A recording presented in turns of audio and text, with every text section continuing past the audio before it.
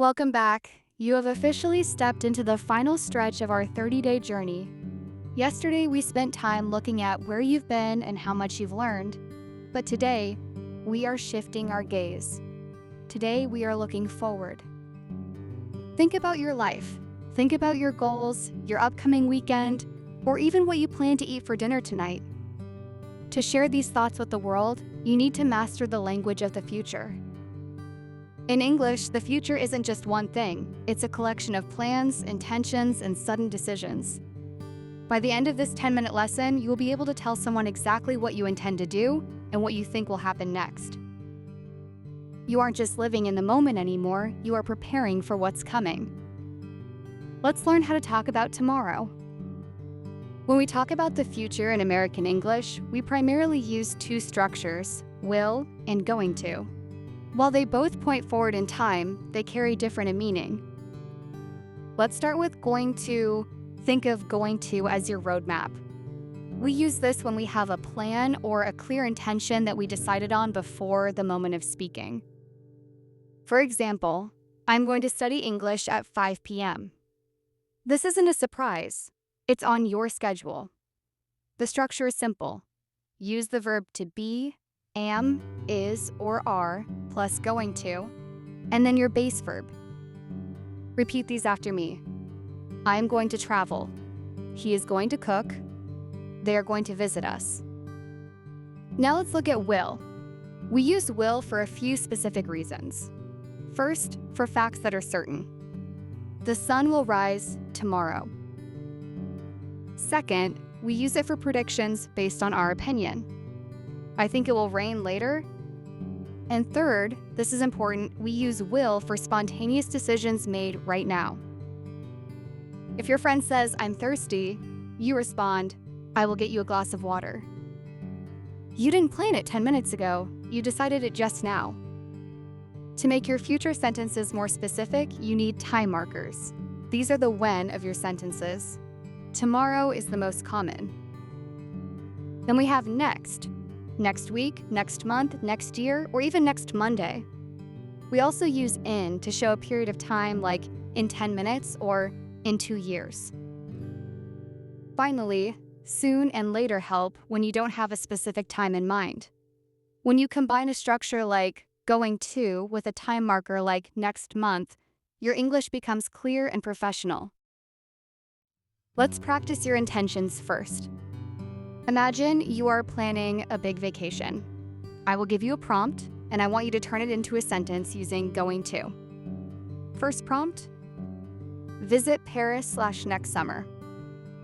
You should say, I am going to visit Paris next summer. Great. Next prompt, buy a new car/next month. I am going to buy a new car next month. One more, watch a movie/tonight. I am going to watch a movie tonight. Notice how certain those sound? They are plans. Now let's switch to predictions. This is where we use will to guess what might happen. Imagine you are looking at the sky or thinking about the future of technology. Prompt, computers/become smarter. I think computers will become smarter. Prompt, it snow tomorrow, it will snow tomorrow. Or if you aren't sure, I think it will snow tomorrow. Now let's try the right now decisions. I will give you a problem, and you give me a will solution. Problem, the phone is ringing. You say, I will answer it. Or the contraction, I'll answer it. Problem, I don't have any money for the bus. You say, I will lend you some. Let's do a quick mix. I will say a sentence, and you tell me if it's a plan or a prediction. I'm going to start a new job on Monday. That's a plan. I think robots will do our laundry in the future. That's a prediction. In spoken American English, we often shorten these words. I will becomes I'll. You will becomes you'll. And I am going to often sounds like I'm gonna. In casual conversation, let's practice the casual sound. Repeat after me. I'm gonna eat lunch soon. I'll be there in 5 minutes. She's gonna call you later. It'll be fun. If you take only one thing away from today's lesson, let it be the spontaneous secret. Many English learners use going to for everything. They might say, "The door is knocking? Oh, I'm going to open it." But to a native ear, that sounds like you planned for the door to knock yesterday. Remember, if it's a reaction to something happening now, use will. If you see someone struggling with a heavy bag, don't say, "I'm going to help you." Say, "I'll help you with that." If a waiter asks for your order, don't say, "I am going to have the pasta," unless you decided an hour ago. Instead, say, "I'll have the pasta, please." Going to is for the things in your diary, will is for the things in your heart, and the things that happen in the moment. Keeping this distinction clear will help you navigate social situations with much more ease. You've done a fantastic job today. We've covered the roadmap of going to, the predictions of will, and the quick reactions of the spontaneous future. Now it's time to put it into practice with your Day 22 challenge. I want you to look ahead to this weekend. Tell me one thing you are going to do. Because it's a plan, make sure to use that B+ going to structure.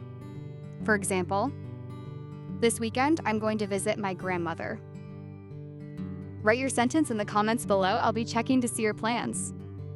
Reading other people's plans is also a great way to see how they use the grammar differently. You are 73% of the way through this challenge. That is an incredible achievement. Tomorrow, for Day 23, we are going to dive into modal verbs. We will learn how to use words like can, should, and must to talk about your abilities and give advice to others. It's a vital lesson for expressing your opinions.